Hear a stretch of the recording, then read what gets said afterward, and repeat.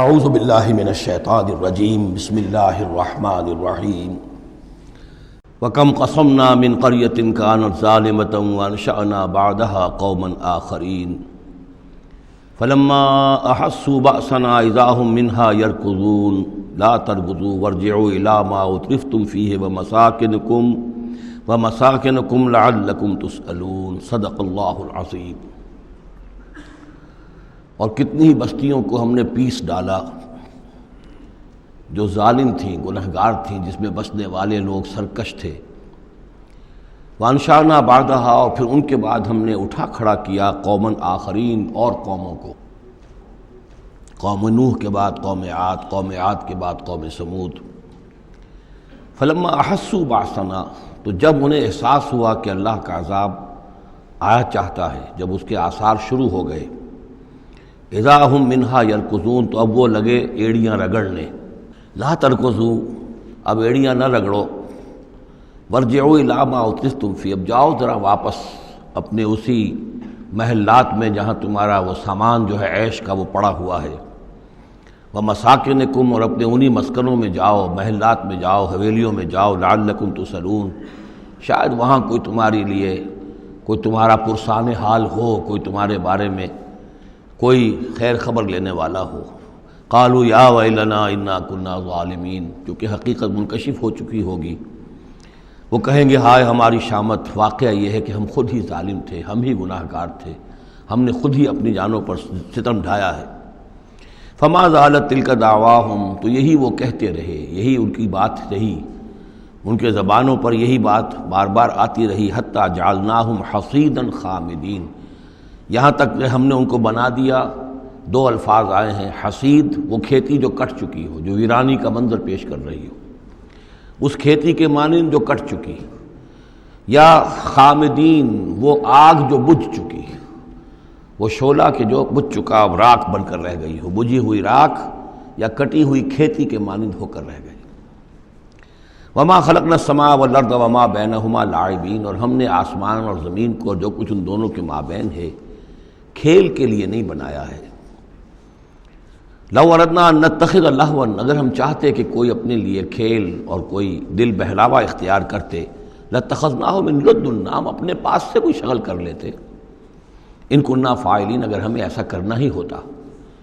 یعنی یہ جو دنیا ہم نے بنائی ہے، یہ تو پختہ قوانین پر ہیں، اس کی سنت اللہ جو ہے اس کی بہت ہی پختہ ہے۔ یہاں قوموں کے عروج اور زوال کے جو قواعد ہیں اللہ تعالیٰ کے، وہ اٹل ہیں، وہ ضابطے جو ہیں وہ ناقابل تغییر ہیں۔ بل نقذف بالحق علی الباطل فیدمغہ، یہ ہے اصل میں وہ فلسفہ تاریخ کا کہ جو قرآن مجید پیش کرتا ہے۔ تاریخ انسانی کے بہت سے نظریات ہیں۔ اسپینگلر کا ایک ویو ہے کہ جیسے ایک انسان جو ہے بچہ ہے، پیدا ہوتا ہے، پھر جوان ہوتا ہے، پھر بوڑھا ہوتا ہے، پھر مر جاتا ہے، ایسے ہی قومیں اور تہذیبیں اور تمدن ابھرتے ہیں، پھر یہ کہ وہ کمزور پڑتے ہیں، پھر ان میں خرابیاں پیدا ہوتی ہیں، پھر وہ ختم ہو جاتے ہیں۔ تو مختلف قسم کے نظریات ہیں تاریخ کے بارے میں،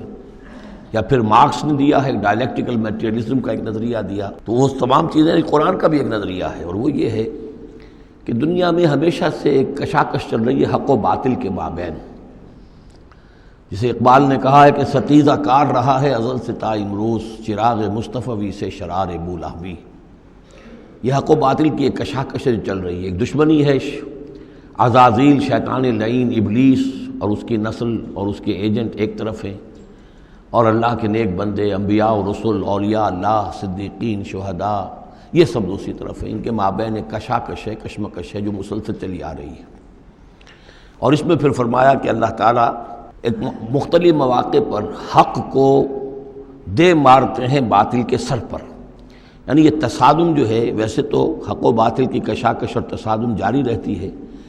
لیکن کبھی کبھی ایکسپلوسیو ہو جاتا ہے، یہ تصادم نمایاں ہو جاتا ہے،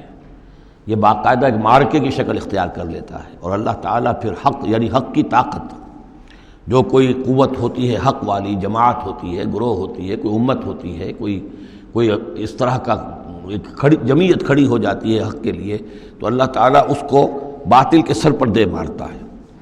بل نقذف بالحق علی الباطل، حق کو دے مارتے ہیں باطل پر۔ فَيَدْمَغُهُ وہ اس کا بھیجا نکال دیتا ہے، فَإِذَا هُوَ زَاهِقٌ اور پھر وہ باطل جو ہے وہ یقیناً وہاں سے کھسک جانے والا ہوتا ہے، وَلَكُمُ الْوَيْلُ مِمَّا تَصِفُونَ اور تمہارے لیے تباہی ہے اس سے جو تم کہہ رہے ہو۔ اسی میں ہے جو اس دور میں پھر جو ایک بڑا زبردست معرکہ ہونے والا ہے، جس کا میں نے کل بھی تذکرہ کیا، آرمگڈون، جو کرسچین ٹریڈیشن کی روح سے، اور ملحمۃ العظمیٰ وہ جو حضور صلی اللہ علیہ وسلم کے فرمان کے مطابق، جس کے لیے کہ علامہ اقبال نے بھی بڑی صحیح جو ہے وہ ایک پیشن گوئی کی ہے یا نقشہ کھینچا ہے کہ دنیا کو ہے پھر معرکہ روح و بدن پیش، تہذیب نے پھر اپنے درندوں کو ابھارا۔ وہ تہذیب جس کا میں تذکرہ کر چکا ہوں سورہ طٰہٰ کے ان الفاظ میں، طریقتکم المثلیٰ، تمہارا مثالی تمہارا کلچر، تمہاری تہذیب، تمہارا نظام، اس کو بڑا خطرہ درپیش ہے۔ دنیا کو ہے پھر معرکہ روح و بدن پیش، تہذیب نے پھر اپنے درندوں کو ابھارا، اللہ کو پامر دیے مومن پہ بھروسہ، ابلیس کو یورپ کی مشینوں کا سہارا۔ تو یہ جو قوت حق ہوتی ہے، کوئی جماعت کے جو تحریک، کوئی جماعت، کوئی طاقت، کوئی جمعیت جو حق کو لے کر کھڑی ہو جائے،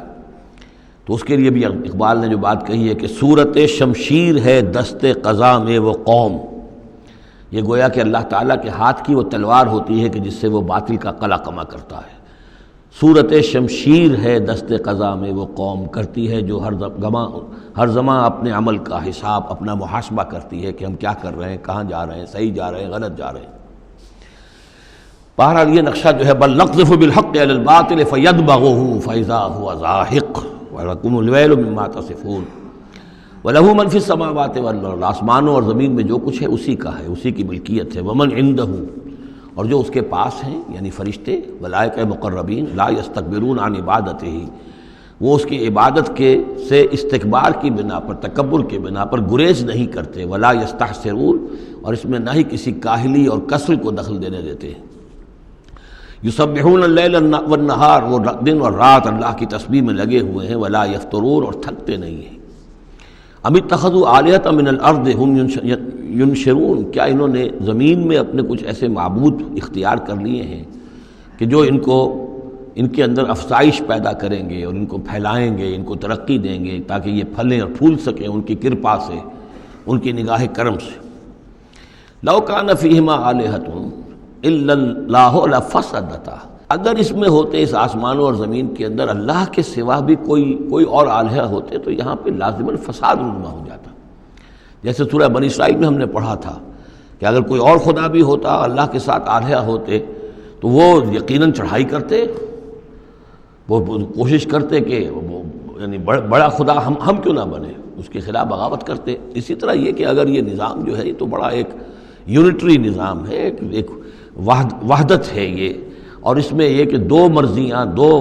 رائیں، ان کا کوئی امکان نہیں ہے، ورنہ یہ کہ فساد ہو جاتا۔ اسی سے میں دلیل دیا کرتا ہوں کہ ہر ادارے کے لیے اس میں نظم ہو اور ہر طرح سے ٹھیک رہے معاملہ، سربراہ ایک ہونا ضروری ہے۔ فیملی یہ ایک ادارہ ہے، بہت بڑا ادارہ ہے، بہت اہم ادارہ ہے، اس کا سربراہ ایک ہوگا، یا مرد یا عورت، لیکن یہ کہ مرد زیادہ حقدار ہے۔ الرجال قوامون علی النساء بما فضل اللہ بعضهم علی بعض وبما انفقوا من اموالهم لو کان فیہما آلہۃ الا اللہ لفسدتا۔ اور ہمارے ہاں بھی جو فساد زیادہ ہے وہ یہ جو پارلیمانی نظام ہے، اس میں یہ تثنیہ ہے، ثنویت ہے کہ ہیڈ آف دی اسٹیٹ اور ہے، ہیڈ آف دی گورنمنٹ اور ہے۔ اب ان کے درمیان کیا تقسیم ہو اختیارات کی، کوئی اس کے لیے بات بنتی نہیں ہے، کوئی تھیوریٹیکلی ممکن نہیں ہے۔ یا تو ایک جو ہے وہ صرف ایک نمائشی اور درشنی ہوگا، یا صدر درشنی ہوگا، نمائشی ہوگا، اس کی حیثیت کوئی نہیں ہوگی، یا وزیر اعظم جو ہے وہ کٹھ پتلی ہوگا، اس کی حیثیت کوئی نہیں ہوگی۔ لیکن یہ تقسیم جو ہے یہی غلط ہے۔ صحیح اور منطقی نظام اور توحیدی نظام جس کو کہا جائے گا وہ در حقیقت صدارتی نظام ہے، جس میں صدر کے پاس اختیار ہے، وہ ہیڈ آف دی اسٹیٹ بھی ہے، ہیڈ آف دی گورنمنٹ بھی ہے۔ لو کان فیہما آلہۃ الا اللہ لفسدتا، اگر آسمان اور زمین میں کوئی ایک اللہ کے سوا کوئی اور الہ ہوتے تو ان دونوں کے اندر فساد رونما ہو جاتا۔ فسبحان اللہ رب العرش عما یصفون، تو اللہ پاک ہے، پاکی ہے اللہ کی جو عرش کا مالک ہے ان تمام چیزوں سے کہ جو یہ بیان کرتے ہیں۔ لا یسأل عما یفعل، وہ جو کچھ کرتا ہے کوئی اس سے پوچھنے والا نہیں، کوئی بات پرس کرنے والا اس سے نہیں ہے۔ وہم یسألون، باقی سب جو کچھ کرتے ہیں ان سے پوچھا جائے گا۔ صدق اللہ العظیم۔